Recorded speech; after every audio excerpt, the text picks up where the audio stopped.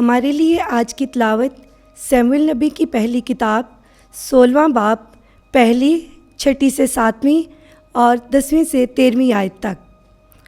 और खुदावंद ने शमूएल से कहा, तू शाऊल पर कब तक मातम करेगा, हालांकि मैंने उसे इस्राएल की बादशाहत से रद्द किया है।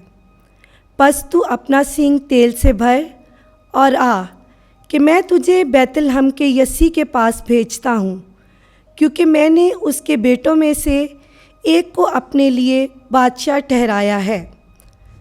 जब वो आए, उसने एल्याब को देखा और अपने दिल में कहा, यकीनन खुदावंद का ममसू उसके सामने आया। लेकिन खुदावंद ने शमूएल से कहा कि तू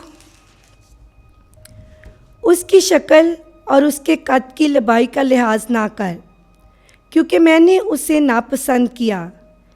मैं इंसान की शक्ल के मुताबिक फ़ैसला नहीं करता हूँ, इसलिए कि इंसान उन चीज़ों को देखता है जो नज़र आती हैं, लेकिन खुदावंद दिल की तरफ देखता है। तो यसी ने अपने 7 बेटों को शमूएल के सामने पेश किया। तो शमूएल ने कहा, इनमें से खुदावंद ने किसी को पसंद नहीं किया।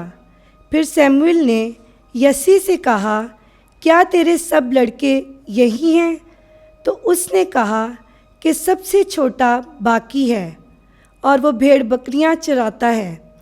तो शमूएल ने यसी से कहा, आदमी भेज और उसे हमारे पास लाए, क्योंकि हम दस्तरखान पर ना बैठेंगे जब तक कि वो यहाँ ना आ जाए।